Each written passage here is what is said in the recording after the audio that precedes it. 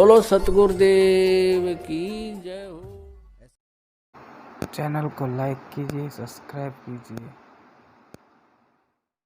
उनमें से आदरणीय धर्मदास साहिब जी बांधवगढ़ मध्य प्रदेश के रहने वाले थे। बहुत बड़े सेठ थे। एक रूपदास नाम के गुरु बना रखे थे और जैसा भी ज्ञान इन शंकराचार्य जियों ने हमें दे रखा है उसके आधार से श्री राम, श्री कृष्ण, विष्णु और शंकर भगवान को सर्वेश्वर महेश्वर मानकर पूजा किया करते थे। एकादशी का व्रत और 68 तीर्थों पर जाना अनिवार्य बता रखा था। उसी ज्ञान से प्रेरित वो पुण्यात्मा आदरणीय धर्मदास साहिब जी तीर्थ करते हुए बांधवगढ़ से पैदल चले और मथुरा में पहुंच गए, वृंदावन मथुरा। और जहां पर श्री कृष्ण जी गौओं को पानी पिलाया करते थे, स्वयं भी उसमें नहाया करते थे, क्योंकि पहले तालाबों से ही स्वयं भी पीते थे और पशु भी उसी में पीते थे, उसी में नहाते थे। बड़े सरोवर हुआ करते थे तो वो कोई हानि नहीं करते थे। अब उस सरोवर में स्नान करने के लिए अपने गुरुजी के द्वारा बताए गए भक्ति मार्ग के आधार से मथुरा में पहुंच गए। उस जोड़ में नहाए, तालाब में स्नान किया और बाहर आकर के कुछ स्थान लिप्या, गाय के गोबर और मिट्टी मिला करके कुछ पवित्र बनाया स्थान। उस पर बैठकर अपना नित्य कर्म करने लगे, जो भी उनके गुरुदेव ने बता रखा था। उसमें पहले तो शालिग्राम की पूजा की, भगवान विष्णु की मूर्ति की, उसकी पूजा की, उसको नवाया धवाया, खूब सुथरे नए कपड़े पहना दिए मूर्ति को। भगवान विष्णु की मूर्ति ठाकुर जी बोलते हैं उसको। और फिर गीता जी का पाठ करने लगे। उसी समय परमात्मा एक जिंदा महात्मा का रूप बनाकर जैसे हो रहे होते हैं, उस समय परमात्मा एक सुंदर शरीर यानी एक भासमान शरीर को प्राप्त होता है और वहां आकर के वो ज्ञान प्राप्त कराता है। तो उससे क्या होता है कि वो परमात्मा 3 प्रकार के शरीर से सबका वारण करता है, कल्याण करता है। एक तो आपको बता, सतलोक में परमात्मा रहते हैं, उसके एक रोमकूप में करोड़ सूर्य मिलादे, करोड़ चंद्रमा, ऐसा उनकी शोभा है, इतना प्रकाश है उनके बॉडी का, शरीर का, साकार है, मनुष्य दृश्य है। और दूसरा आपको बता, शिशु रूप धारण करके आते हैं, वो दूसरी प्रकार के फिर लीला में बड़े होते हैं। एक जनसाधारण की लीला प्रत्येक युग में करते हैं, उसी नाम से वो प्रसिद्ध रहते हैं और ज्ञान भी प्रचार करते हैं, जिस कारण से वो कवियों के माध्यम से, लोकोक्तियों के माध्यम से अपना ज्ञान प्रचार करते हैं, जिससे वो प्रसिद्ध कवि भी कहलाते हैं। ऐसा वेदों में लिखा है। ऋग्वेद मंडल नंबर 9 सूक्त 96 में 96 के मंत्र 16 से लेकर और 20 तक ये स्पष्ट उसमें किया हुआ। समय के अभाव से आज दास आपको नहीं दिखा सका, फिर कभी दिखाएंगे। और तीसरे प्रकार का ये है कि वो एक कभी भी प्रकट हो जाते हैं, साधु रूप बना लेते हैं, संत जैसी वेशभूषा बनाकर, जिसको लोग ज़्यादा प्रभावित होते हैं, जिससे उस रूप में जाकर प्रकट हो जाते हैं। फिर उनको कैसे डील करते हैं? यदि वो जाते ही किसी को कह दें कि तेरा ज्ञान गलत है तो कोई नहीं सुने, लड़ पड़े, काल ने इतने भ्रमित कर रखे हैं। तो परमात्मा ने जाकर के साधु रूप बना करके एक जिंदा महात्मा का रूप बनाकर, जिंदा महात्मा मुसलमानों में होते हैं, विशेषकर काला ओवरकोट पहनते हैं। एक काला ओवरकोट पहनते हैं पूरा घुटनों से नीचे तक का, एक काला कच्छा पहनते हैं अंडरवियर, और एक काला टोप रखते हैं ऐसे चोटे से वाला। ये वेशभूषा होती है जिंदा संत की। तो जिंदा महात्मा का रूप बनाकर, जिंदा महात्मा का धर्मदास जी को मिले। वहाँ बैठ के थोड़ी सी दूरी पर जब धर्मदास जी ने अपना नित्य कर्म कर लिया और बड़े ध्यान से सुन रहे थे, भगवान ऐसे गर्दन कर रहे थे, तो धर्मदास जी ने सोचा ये मुसलमान भक्त हमारी गीता जी के ज्ञान से बड़ा प्रभावित हो रहा है। उसने और ऊंचे स्वर से गीता जी का ज्ञान विद, वैसे तो ये संस्कृत पढ़ा करते हैं नित्य पाठ में। जब देखा कि बड़ा श्रद्धालु है और थोड़ी सी दूरी पर इसलिए बैठे कि हिंदू लोग मुसलमानों से नफरत करते हैं कि ये मांस मिट्टी खाते हैं, जीव हिंसा करते हैं, इसलिए विशेषकर ये साधु संत भक्त उनसे दूरी बना कर रखते थे। इस आधार से भगवान के कहीं धर्मदास बिदक ना जा, इसलिए दूर बैठ के अपने आत्माओं काल के द्वारा भ्रमित हम अज्ञानी आत्माओं को कैसे अपनी शरण में लेते हैं, भगवान कैसी लीला करते हैं वो दयालु। ऐसे ऐसे गर्दन हिला रहे थे, ऐसे ऐसे जैसे बहुत अच्छा आनंद आ रहा। तो धर्मदास जी ने अनुवाद भी शुरू कर दिया जैसा अपने गुरु जी से सुना था।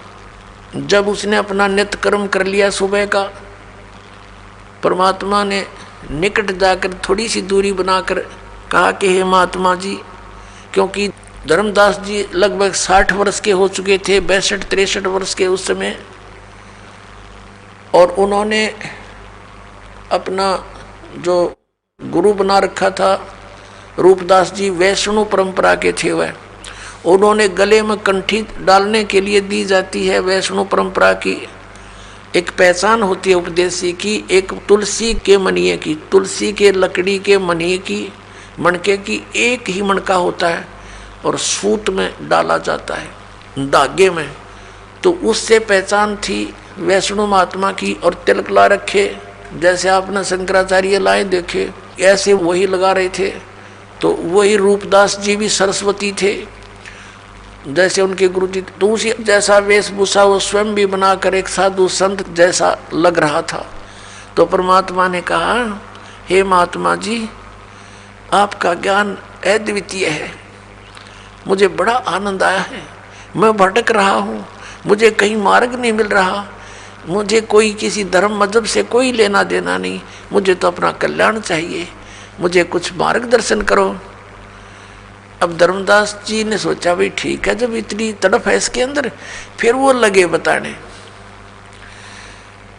कि हमारे गुरुदेव ने ऐसे बता रखा है, 68 तीर्थ का तो मैं यात्रा पे निकला हूँ, 68 तीर्थों पे स्नान करूँगा और उनमें से एक तीर्थ हमारा ये मथुरा का ये तालाब भी है, मथुरा भी है। इसके बाद मैं वृंदावन के अंदर गोवर्धन का चक्कर लगाऊंगा।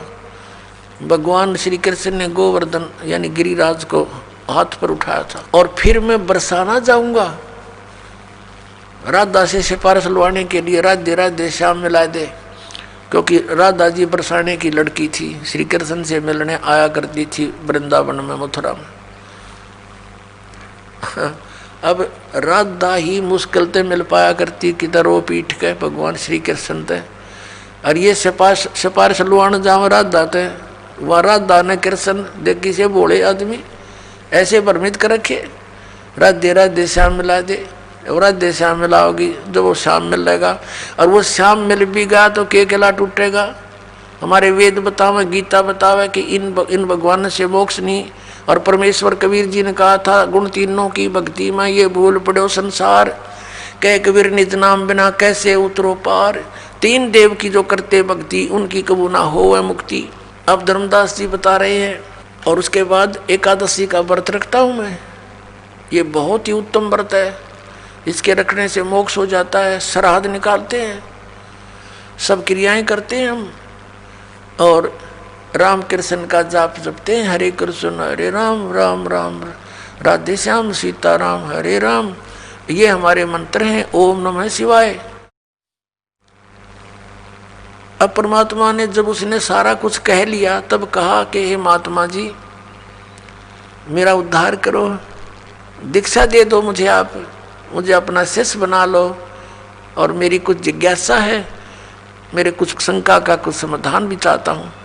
तो धर्मदास जी ने कहा कि देखो जी, हम शिष्य नहीं बना सकता मैं, क्योंकि ऐसे शिष्य बनाना पाप होता है, क्योंकि मुझे आदेश नहीं है, और मेरे गुरुजी हैं रूपदास जी, उनके पास चलो, मैं आपको दीक्षा दिला दूंगा। तो परमात्मा ने कहा ठीक है, आप ऐसे ही करना, पर मेरे कुछ शंका का समाधान कर दो ताकि मुझे विश्वास और मैं चलूँ आपके साथ। अब बोलो बोलो। तब परमात्मा ने कहा कि आप ज्ञान बता रहे हो कि ब्रह्मा विष्णु महेश अजरो अमर है, इनकी जन्म मृत्यु नहीं होता, और शंकर और विष्णु जी ये सुप्रीम पावर है, यही सर्वशक्तिमान है। और आप ये भी कह रहे हो कि गीता जी का ज्ञान श्री कृष्ण जी ने दिया, और श्री कृष्ण इज विष्णु। बिल्कुल ठीक है, क्योंकि ज्ञान सुनाया उसने सारा कुछ, उसके बाद परमात्मा बोले, ठीक है। और आप कहते हो कि विष्णु जी सुप्रीम गॉड हैं, सबसे उत्तम परमात्मा है। ये बिल्कुल सही है, ऐसा ही लिखा है।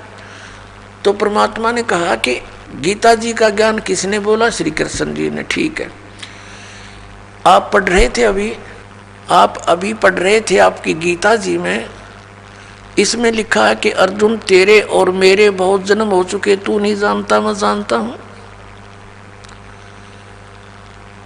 तो ये अविनाशी कैसे हुए आपके भगवान जिसने दिया गीता जी का ज्ञान? पुणात्माओं, श्रीमद् भगवद गीता अध्याय नंबर 2 के श्लोक 12 में, श्रीमद् भगवद गीता अध्याय नंबर 4 के श्लोक 5 और 9 में, अध्याय नंबर 10 श्लोक 2 में गीता ज्ञानदाता स्वीकारता है कि मेरे जन्म और मृत्यु होते हैं, अर्जुन तेरे भी होते हैं, मेरे भी होते हैं। तो इससे सिद्ध हुआ कि ये अविनाशी कहाँ हुआ? नाशवान है। अभी आप कह रहे हो कि 18वें अध्याय के 62वें श्लोक में आप पढ़ रहे थे, क्योंकि धर्मदास जी ने मोटे मोटे यानी मेन से श्लोक बोले, परमात्मा की दया होती है, उसने वही श्लोक बुलवा दिए जो उसकी आंख खोल सके थे। तो परमात्मा ने कहा कि अभी आपने गीता जी में बताया कि हे अर्जुन 18वें अध्याय के 62वें श्लोक में प्रमाण है, तू सर्वभाव से उस परमेश्वर की शरण में जा, उसकी कृपा से तू परम शांति को, सनातन परम धाम को प्राप्त होगा। तो वो भगवान कौन है? और गीता जी अध्याय नंबर 15 के श्लोक 4 में कहा कि तत्वदर्शी संत की प्राप्ति के उपरांत परमेश्वर के उस परम पद की खोज करनी चाहिए, जहाँ जाने के बाद साधक फिर लौटकर संसार में कभी नहीं आते। और जिस परमेश्वर ने सारे ब्रह्मांडों की रचना की है, केवल उसी की भक्ति करो। आपका भगवान गीता ज्ञानदाता ये कह रहा है, गीता ज्ञानदाता तो कह रहा है कि उसकी भक्ति करो। वो कौन है मुझे वो बता दो, बस फिर मैं आपके गुरु का चेला। अब धर्मदास की तो आंखें फूल गई, सब भूल गया, कोई जवाब नहीं, बेबाक हो गया, गूंगा और बहरा हो गया, सुन्न हो गया काफी देर तक। यूं क्या कही भाई, सच्चाई बिल्कुल सारी। फिर क्या सोचता, क्या कहता है? उसने सोचा बात तो बिगड़ गई, क्योंकि मन काल है और सत्य से परिचित होकर भी ये नहीं स्वीकारने देता, ये पक्का जाल है। अब धर्मदास ने विषय बदल दिया, कहने लगा हम वैष्णव साधु हैं, हम जीव हिंसा नहीं करते, हम तो तुम्हारे जैसे शूद्र को निकट भी नहीं बैठने देते, तो क्या बातें बना रहा है, और हम कोई जीव हिंसा नहीं करते। अब उसने देख लिया धर्मदास जी ने कि ये मुसलमान है और ये मांस खाते हैं, तो ये एक टोंट कस दिया कि हम जीव हिंसा नहीं करते हैं और हम किसी का बुरा नहीं करते, हम ऐसे ऐसे अपने लाग्या बढ़ाई करने। अब परमात्मा ने देख लिया काल ना हल्ला इसके अंदर गया नहीं, अंदर ही विद्वान है अभी तो परमात्मा अंतर ध्यान हो गए, एकदम अदृश्य हो गए। जब सामने से अदृश्य हो जा आदमी, कलेजा हिल जा आदमी का दूसरे का, वो एकदम स्तब्ध हो गया, पसीने आ गए धर्मदास जी के। और सोचा अब ये तो कोई फरिश्ता था, कोई देवता था, कोई सिद्ध पुरुष था, और कितनी अच्छी बातें कह रहा था, सारी सच्ची। मतलब बड़ा निकम्मा। देख, हो सकता है भगवान हो, कहते हैं ना जाने परमात्मा किस वेश में आ जाता है। ये पुरानी कहा था पुणात्मा। तो परमात्मा निराकार क्यों करो यार, जब सारे प्रमाण मिलन लग रहे हो, ना जाने किस वेश में कब आ जावे, किस साधु संत के रूप में आ जावे, किस साधु संत के रूप में आ जावे। तो उसने सोचा बात बिगड़ गई सारी है, और ये भी यू ज्ञान बतानिया कोई पावे को नहीं कि वो भगवान कौन है जिसकी शरण में जाने के लिए गीता ज्ञानदाता भी कह रहा है। धर्मदास जी को खूब पता था, कोई मंडलेश्वर कोई शंकराचार्य नहीं जानता इस विषय में। अब उसने सोची बड़ी बिगड़ी बात, और भगवान खो दिया हाथ तय। अब सारी रात करवट बदलता रहा, ना भक्ति करने दिल करया, ना सुबह लिपा पोती करी। अब सोची अब क्या करूं, ना उस जोड़ मन आया सुबह उठ के इसे। तो परमात्मा ने उसी समय दिखाया था कि आप कहते हो जीव ऐसा नहीं करता, तेरे लोटे में देख कुछ जल भर के लाया था जिसमें तो नहा का आया था तालाब में, देख तेरे इस लोटे में कितने जीव इसके अंदर हैं जंतु, और तू नहाता है ना, ये रगड़ रगड़ के मार डाले तने, और कहता जीव ऐसा नहीं करता। अब धर्मदास ने सोचा भी इसमें नहाने का भी कोई फायदा को नहीं, तो कति बात बिगड़ गई। जैसे तैसे उसने स्नान तो किया, कपड़ा छान छून के पानी को, और वक़्त से सोचा रोटी बना और खिसक यहाँ से। अब वो संत मिले नहीं, ये धक्के खाने का कोई फायदा नहीं। उसने वक़्त से उठा, खाना बनाने लगा। लकड़ी कलेक्ट कर रखी थी सामने, उनमें एक मोटी लकड़ी थी, बाकी छोटी सहयोगी लकड़ी लगा के चूल्हा जला दिया, खाना बनाने लगा। और सारी रात बात यही रही है, भगवान एक बार वो महात्मा फिर दिखाई दे, वो महापुरुष फिर मिले, मैं कोई विवाद नहीं करूँगा, बड़े प्यार से ज्ञान पूछूंगा, हे परमात्मा मेरी ये अर्ज अवश्य सुनना प्रभु। ऐसा कहता रहा और साथ में खाना भी बना रहा। भगवान और संत के साथ विवाद से भी पश्चाताप करता रहा। आंखों से आंसू बह रहे थे कि यह कौन बनी मेरे साथ, ये कैसा ज्ञान मुझे सुनाया, किसने सुनाया, कौन था वो। ऐसे खाना बनाते बनाते क्या हुआ, सूर्य उदय हो गया, सुबह सुबह रोशनी सी शीघ्र हो जाती है। उधर से खाना तैयार होने को हुआ, लकड़ी जलती जलती, वह मोटी लकड़ी अंदर से थोथी थी, उसमें चींटियाँ थी, चींटियाँ ब्याई हुई थी, अंडे दे रखे थे, बहुत ढेर सारी थी। जब धर्मदास जी की दृष्टि पड़ी, जब वो केवल 9 इंच की रह रही थी, बाकी जल चुकी थी सारी, तब उसने देखा, अरे तेरे की क्या देखा कि उस ओलो पॉइंट में, यानी उस थोथे स्थान से चींटियाँ अंडे मुख में लेकर बाहर आ रही हैं, और कुछ थोड़ी सी गीली लकड़ी होती हैं, उनका जलते समय पिछले हिस्से पर कुछ तरल पदार्थ सा उबल रहा होता है, मॉइस्चर उसके अंदर होते हैं, वो बाहर उबल रहे होते हैं, और वो चींटियाँ आगे तो जल रही हैं, अग्नि से बाहर निकलने की चेष्टा करते हैं तो जल रही हैं, उस उबलते हुए तरल पदार्थ पर गिरती है, लकड़ी के एंड पर वहाँ जल रही है। उसी समय उसने आव देखा ना ताव देखा, अपना लोटे का पानी डाल दिया, लकड़ी बुझा दी, जितना भोजन बना था वो अलग रख दिया, और सोचने लगे आज तो मैंने जुल्म कर दिया, हे भगवान इतना पाप है, कहाँ रखूँगा इसको मेरे भगवान ने, आज तो मैंने जुल्म कर दिया, इतनी चींटियाँ फूंक दी, इनके अंडे बच्चे भी साथ ही जल गए। अब उसने सोचा कि इसका प्रायश्चित करता हूँ अपनी सोच से कि आज आहार नहीं करूँगा, मैं निराहार रहूँगा, मैं भोजन नहीं खाऊँगा, इस भोजन को किसी साधु संत भगत भूखे को खिला दूँगा, इस पाप से मेरा छुटकारा हो जाएगा। इस उद्देश्य से लेकर के पूरा सामान रख के भोजन थाली ढक के और चल पड़ा संत की तलाश में। कहते सो छल छिद्र मैं करूँ, परमात्मा कहते कबीर जी अपने जन के काज है।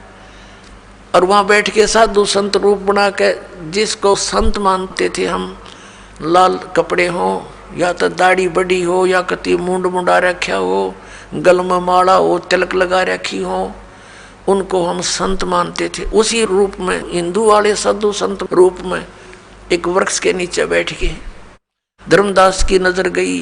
धर्मदास जी ने जाकर के देखा महात्मा बैठे हैं, नहीं पहचान सके क्योंकि रूपांतर था। आगे रख दिया उसके सामने, आहार रख के कहा भगवान ए महाराज भोजन पालो, भूख लगी होगी। परमात्मा ने कहा हाँ भाई धर्मदास जी भूख लगी है, रख दो।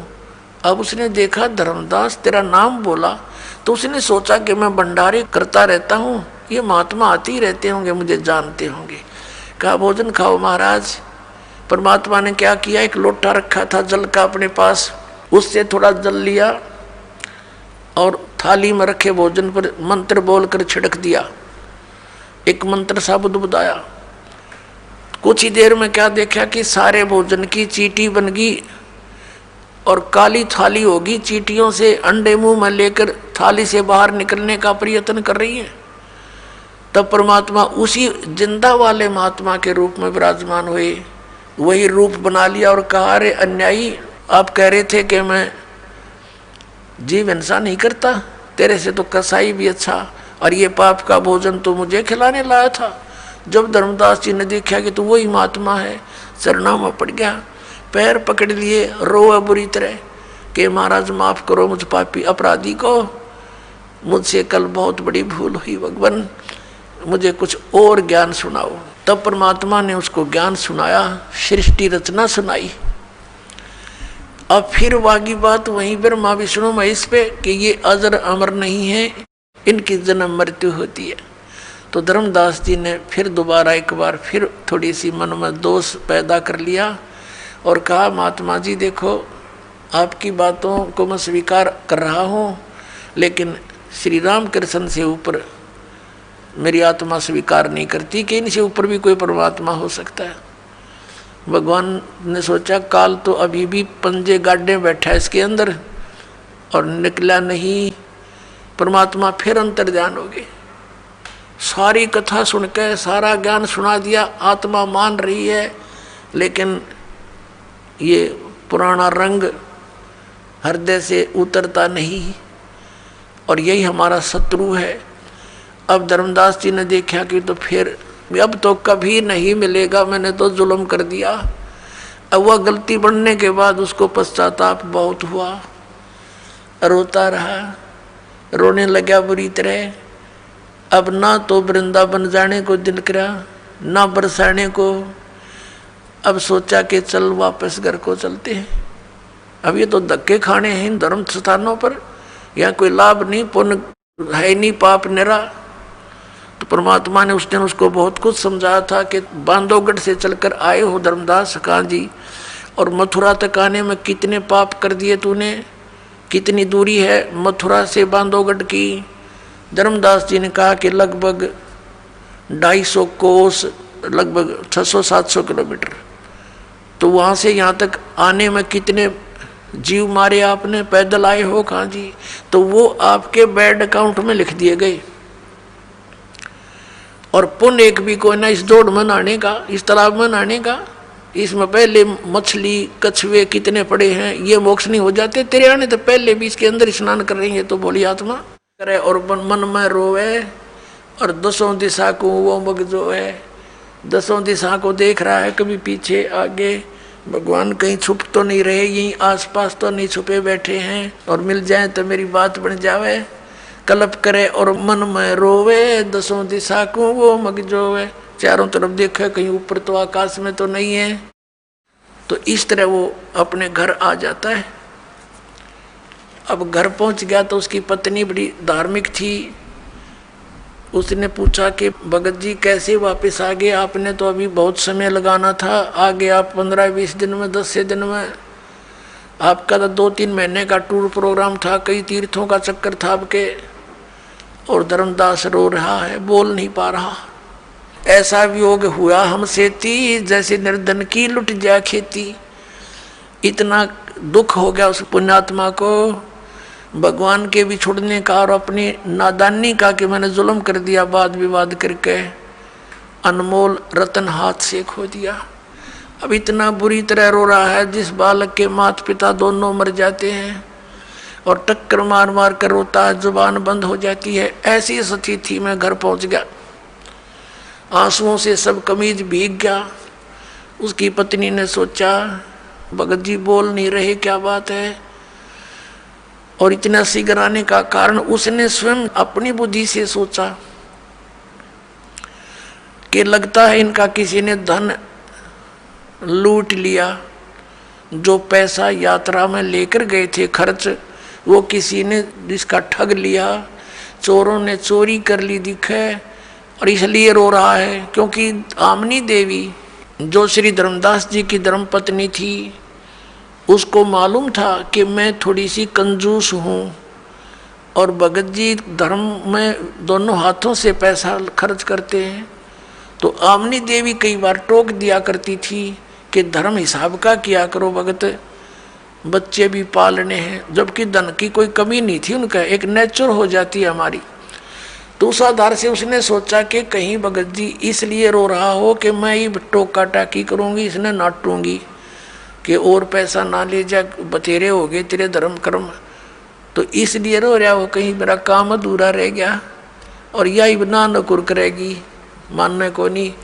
तो उसने कहा हे भगत जी, आपका किसी ने धन लूट लिया, कोई बात नहीं, आप कितना धन ले जियो, मैं मना नहीं करूं कति आपको, मेरे कारण दुख ना पाओ। और भगवान ने कोई कमी छोड़ रखी, तुम्हारे इतना धन दे रखा, और ले जाइयो धन, अपना काम पूरा करके आओ। अब वो रोता रहा और उसकी सुनता भी रहा बहुत बुरी तरह। काफ़ी देर में जाके उसका हिचकी बंद हुई, धीरे धीरे रोता हुआ कहने लगा कि आमनी, यदि ये भौतिक धन मेरा नाश हो जाता मुझे कोई दुख नहीं था, और ले जाता मैं तेरे से प्रार्थना करके, इसका दुख मुझे नहीं था। मेरे से आज ऐसा धन हाथ से चला गया, अब शायद मुझे वो मिले नहीं, मैं इतना नीच हूँ। और मैंने ऐसे ऐसे उस महापुरुष के साथ ऐसी जलालत कर दी, और तीसरी बार उसके साथ मैंने विवाद करके हाथों से खो दिया। अब वो मिला निर्मय जीव नहीं।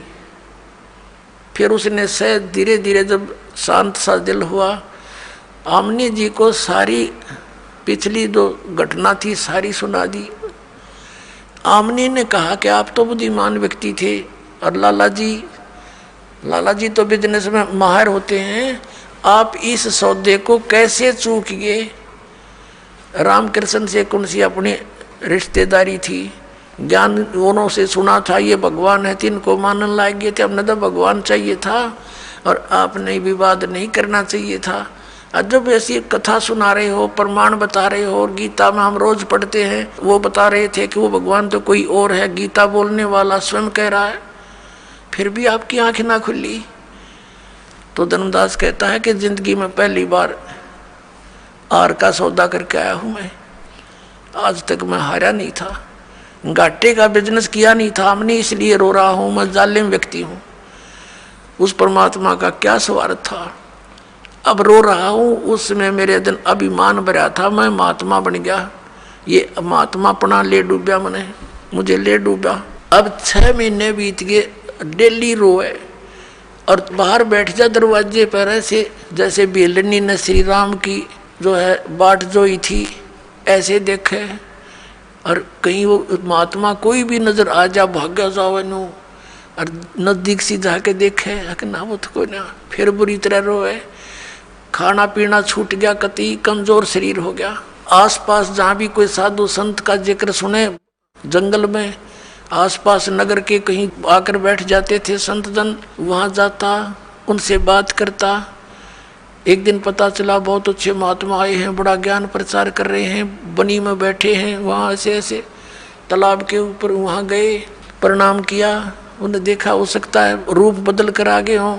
उसने पहचान के लिए प्रश्न किया कि ब्रह्मा विष्णु महेश के माता पिता कौन है, क्या ब्रह्मा विष्णु महेश जी की जन्म मृत्यु होती है? तो उस महात्मा ने कहा नहीं, वो तो अजरो अमर है, सर्वेश्वर है, महेश्वर है। जान गया कि रॉन्ग नंबर। ने बोला कि ये तो कौन रॉन्ग नंबर है, तो कि वो बोली बोला जो हम पहले गुण गाया करते सुनते थे। उठ के आ गया, फिर रोया खूब। एक दिन परमात्मा ने प्रेरणा करी उसकी पत्नी के अंदर।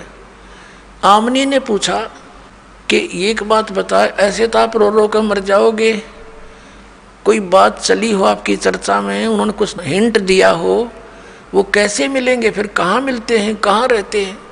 धर्मदास जी को याद आई कि हमारी चर्चा में उन्होंने ये जरूर कहा था कि जहाँ भी धर्म भंडारे होते हैं वहाँ मैं जाता हूँ, धार्मिक जो भंडारे किए जाते हैं वहाँ मैं अवश्य जाता हूँ, और कोई भगत संत मिल जाता उसको समझाता हूँ। तो आमनी ने कहा आप भंडारा ही कर लो, इसी तरह आ जाए मत। उसने खुशी हुई, कहाँ ठीक है। 3 दिन का भंडारा रख दिया, सब जगह निमंत्रण भेज दिया, अब सभी आ रहे हैं, साधु संत भोजन खा रहे हैं, जा रहे हैं, वो देख रहा है। अब साधु वो तो ना आए महात्मा थे। तीसरा दिन हो गया, आफ्टरनून होगी तीसरे दिन की, बाद दोपहर, और मन में संकल्प कर लिया कि परमात्मा यदि आज नहीं आए ना, आपका दास नहीं रहेगा संसार में। कति फाइनल कर लिया उसने, औपचारिकता नहीं, कति हृदय में दृढ़ होगी कि आज नहीं आए तो मैं आत्महत्या करूंगा, फाइनल फैसला करके। और देख रहा है ऐसे ऐसे साधु संत तकरीबन सब खाकर चले गए, 10-20 भक्त शेष रहे थे संत, और धर्मदास बहुत मायूस हो गए थे। उसी समय उसकी दृष्टि पड़ी, 100 फुट की दूरी पर एक वृक्ष कदम का पेड़ था, उसके नीचे वही परमात्मा विराजमान थे, जिंदा महात्मा के रूप में। धर्मदास दौड़ कर गए, भाग कर, अरनू देखा ध्यान तक, हो ये तो वही आ गए। अरे ऐसे सीने का लपट गए कतीनों, अगदा से अब निकल ना जा मेरे हाथ में। अरनू रो, आँखों में पानी पड़े, हे भगवान माफ कर दियो पापी को, बड़ी गलती हुई मेरे से। हे भगवान कभी जिंदगी में गलती नहीं करूँगा, कोई बात विवाद नहीं करूँगा, जो आप कहोगे वही करूँगा। तो परमात्मा ने कहा कि इनको मेरा भेद ना बताना और इनको चलते कर दे। परमात्मा ने ये मालूम था कि ये आगे ना ये वाद विवाद करने लग जाएंगे सारे साधु संत, और इसने बेचला लेंगे बेचारे ना, फिर इसको ब्रह्म बांट देंगे, मुश्किल है खेत समारा इसका। तो उनको फटाफट विदा कर दे। धर्मदास कह जी जाना नहीं, अक नहीं जाऊंगा, जाना ना भगवान, अक नहीं जाऊंगा, मेरा वचन है ये। तो फिर उसका दिल सा रुका, सब साधु संतों को फारिग करा, उनको दक्षिणा विक्षिणा दे गए, वो नकलियों को डिगाया, पैर पकड़ के कहा भगवान दास की कुटिया चलियो। परमात्मा तो गए उस उद्देश्य से अंदर जाकर आमनी से अपनी पत्नी से कहा भाग्या, वो धन पा गया, तलाश थी, आगे गुरुजी, आगे गुरुजी, महाराज जी आगे। अब एक बैठने के लिए आसन दिया, एक पैर धर्मदास ने पकड़ा, एक आमनी ने। आमनी देवी कहने लगी भगवान आपका बच्चा बड़ा नर्म आत्मा का है, आप जी ने इतनी कठिन परीक्षा नहीं लेनी चाहिए थी, ये तो बहुत नर्म आत्मा का, ये मर जाता मैं तो इसको सांत्वना देती रही। तो परमात्मा ने कहा बेटी मैंने इसको सजा नहीं दी, इसका लोहा गर्म कराया है, ये पहले वकील पाक रहा था काल का, और अब इसको लोहे को गर्म कर दिया। लोहे को गर्म किए बिना चोट मारने का कोई यूज नहीं, उस पर असर नहीं होता। अब इसको तड़फ डाल दी और सच्चाई से परिचित भी करा दिया। अब बेटा यूँ कति नरम हो गया, जो कहूँगा मानेगा ना, तो वकील बन गया था काल का, और इसकी रक्षा भी मैंने ही की है बेटा, ना तो मर तो यू उसी दिन जाता, इसकी ऐसी स्थिति हो गई थी। लेकिन इसमें काल घुस रहा था, एडी तो लेकर चोटी ताई, और ये अज्ञान से ओत प्रोत था। पूरी कथा सुनी, दोनों ने उपदेश लिया। परमात्मा ने कहा भाई फिर आऊंगा मैं कभी। उधर से क्या हुआ कि फिर परमात्मा दोबारा गए, ज्ञान सुना। धर्मदास कहने लगा भगवान आपका लोक कहाँ है, कहाँ से आते हो, कहाँ आपका ठिकाना है, एक बार दास को वो दर्शन करा दो, मैं भी आपसे मिलता रहा करूँगा। परमात्मा ने कहा ठीक है भाई। अब क्या किया, धर्मदास जी की आत्मा को निकाल लिया। धर्मदास जी का शरीर अचेत पड़ा है, श्वास चल रहे हैं, अचेत हो गया, मूर्छित टाइप हो गया, और लेकर चले गए। कुछ देर में आमनी जी ने देखा महात्मा चले गए, और भगत जी अचेत हो गए। उसने आसपास के आपके कुल के लोगों को इकट्ठा किया, रिश्तेदार आने लग गए। 3 दिन बीत गए। उधर से परमात्मा ले गए सतलोक में, देख मेरा यूं से ठिकाना भाई, या तेरे पास आया को नहीं जा। जब धर्मदास जी को ऊपर लेकर गए, सब ब्रह्मांड दिखाए, ये सब ब्रह्मा विष्णु महेश के लोक दिखाए, धर्मराज का लोक दिखाया, नरक और स्वर्ग दिखाया, ब्रह्मा विष्णु महेश की स्थिति से परिचित करवाया। फिर अपने सतलोक में गए, वहाँ क्या देखा कि एक पूर्ण परमात्मा एक बहुत बड़े सिंहासन पर विराजमान है। इतना तेजो में शरीर है, करोड़ सूर्य करोड़ चंद्रमा मिला दे, एक रोम में, एक बाल में, रोमकूप में समझो। इतना तेज उसका मनुष्य सदृश है, और नीचे से जिंदा महात्मा के रूप में परमात्मा जा रहे हैं। और वहाँ एक चौर रखा था, चौर उठाकर अपने ही दूसरे तेजों में रूप पर जिंदा वाला महात्मा शरीर से चौर करने लगे। धर्मदास जी ने सोचा भगवान तो ये है जो तख्त पर बैठा है, ये बाबा जी तो इनका नौकर होगा, सेवक है लगता है। इतनी देर में क्या हुआ, वो तेजों में शरीर उठा और उस सिंहासन पर जिंदा महात्मा में नीचे से गए हुए परमात्मा विराजमान हुए, और तेजों में शरीर वाला उस जिंदा महात्मा के शरीर पर चौर करे, नौकर की तरह, सेवक की तरह। अब धर्मदास कभी उसकी तरफ देखे, कभी नीचे देखे, उनकी तरफ देखे, ये क्या हो रहा है। इतने में तेजों में शरीर उस जिंदा महात्मा के रूप में समा गया। अकेले वो जिंदा महात्मा के रूप से जो परमात्मा नीचे से गए थे, असंख्य ब्रह्मांड के मालिक के सिंहासन पर स्वयं विराजमान थे। चौर स्वयं चल रहा था ऑटोमेटिक। तब परमात्मा ने कहा था कि हम सतपुरुष हैं, असंख्य ब्रह्मांड के स्वामी हैं। और धर्मदास, मैं काशी